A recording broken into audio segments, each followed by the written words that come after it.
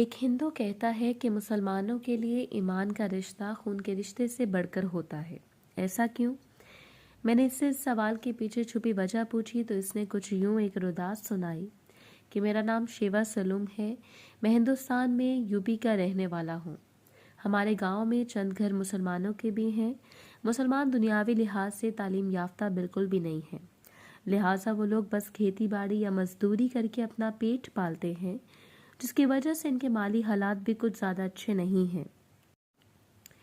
انہی چند گنے چنے مسلمانوں میں سے ایک بشر نام کا آدمی تھا جس نے اپنا گدھا گاڑی بنا رکھی تھی۔ وہ گدھا گاڑی پر مزدوری کر کے رزق کماتا اور اپنا اور اپنے گھر والوں کا پیٹ پالتا تھا۔ اس کے علاوہ صاحب استطاعت لوگوں کو چھوڑ کر باقی لوگوں کے لیے یہ گدھا گاڑی بطور ایمبولینس اور ایمرجنسی سواری بھی استعمال ہوتی تھی۔ بشر نے چہرے پر داڑھی سجا رکھی تھی، مگر پورے گاؤں میں وہ واحد شخص تھا جو عید پر بھی مسجد نہیں جاتا تھا۔ میں نے اسے کبھی نماز پڑھتے نہیں دیکھا، البتہ ویسے ہر وقت سر پر امامہ ہاتھ میں تسبیح لیے رکھتا تھا۔ اس کے ہونٹ ہلتے رہتے تھے، جس سے صاف ظاہر تھا کہ وہ کچھ نہ کچھ ذکر کرنے میں مصروف ہے۔ میں نے ایک دن اس کو اپنے گھر مزدوری کے لیے بلایا تو اس سے مسجد نہ جانے کی وجہ پوچھ لی۔ میری بات سن کر وہ شخص یوں سمجھے رو پڑا اور کہا، شاید اللہ تعالیٰ کو منظور نہیں کہ میں اس کے آگے سجدہ کروں۔ مجھے گردوں کی پرابلم ہے جس کی وجہ سے میرا چھوٹے پیشاب پر قابو نہیں رہتا، ہر وقت قطرے نکلتے رہتے ہیں، جبکہ مسجد جانے کے لیے بندے اور لباس کا پاک صاف ہونا بہت ضروری ہے۔ یہ بات کرتے ہوئے اس شخص کے چہرے پر افسوس، رنج اور ملال، بے بسی کے سارے نظارے نظر آ رہے تھے۔ خیر، اس نے اپنا کام مکمل کیا، مزدوری لی اور گھر کو چل دیا۔ ایک بار رمضان المبارک کا مہینہ تھا۔ ہمارے گاؤں میں ایک بیوہ مسلمان عورت اپنے 4 بچوں کے ساتھ رہتی تھی۔ بڑے 2 بچے جوانی کی دہلیز پر تھے۔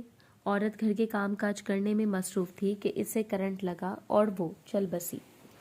اس کی موت کے بعد پتہ چلا کہ اس کے گھر تو سحری میں کھانے تک کو کچھ نہیں تھا۔ کفن دفن اور قبر وغیرہ کے لیے خراجات کہاں سے آئیں گے؟ تمام مسلمانوں نے حتی المقدور کوشش کی اور چندہ جمع کیا، مگر وہ پیسے بامشکل قبرستان کی کمیٹی سے قبر خریدنے کے بن سکے۔ کفن وغیرہ خریدنے کے لیے اب بھی مزید پیسوں کی ضرورت تھی، اور اس ضرورت کو پورا کرنے کے لیے بشر نے اپنی گدھا گاڑی بیچ دی۔ اس گدھا گاڑی سے مرحوم مسلمان عورت کے کفن دفن کا انتظام کیا اور باقی پیسوں سے ہاتھ سے چلنے والی 2 ریڑیاں خرید کر ایک پر خود پھل فروٹ لگا لیا، جبکہ دوسرے پر ان یتیم مسلمان بچوں جن کے والدین گزر چکے تھے۔ گھر میں کمانے والا کوئی نہیں تھا۔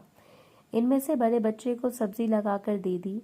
سارا دن اس لڑکے کو ساتھ ملا کر مزدوری کرتا، شام کو دونوں اتنا کما لیتے کہ دونوں کے گھر کی روٹی بن جاتی۔ میں نے بشر سے پوچھا تھا کہ تمہارا اچھا بھلا گدھا گاڑی کا کام چل رہا تھا، تم نے محض ایک مردہ عورت کا تن ڈھانپنے کی خاطر وہ کیوں بیچ دی؟ اب کتنی مشقت کے بعد تمہارے گھر 2 وقت کی روٹی بنتی ہے، جبکہ پہلے پہل تم ایک آدھا پھیرا کر لیتے تھے تو تمہارا گزارا ہو جاتا تھا۔ میری بات سن کر وہ مسکرایا تھا، مگر اس کی آنکھوں سے آنسو بہہ نکلے تھے۔ اس نے کہا تھا کہ امت مسلمہ کی اس بیٹی کا کفن میری گدھا گاڑی اور میرے گھر والوں کی پیٹ پوجا سے کئی زیادہ ضروری تھا، لہٰذا میں نے وہی کیا، اور میرے اللہ تعالیٰ کا وعدہ ہے کہ رمضان میں کیا گیا اچھے عمل کا اجر کئی گنا زیادہ ملتا ہے۔ اس لیے اللہ تعالیٰ نے چاہا تو اللہ تعالیٰ میرے لیے کوئی بہتر سبب پیدا کر دیں گے۔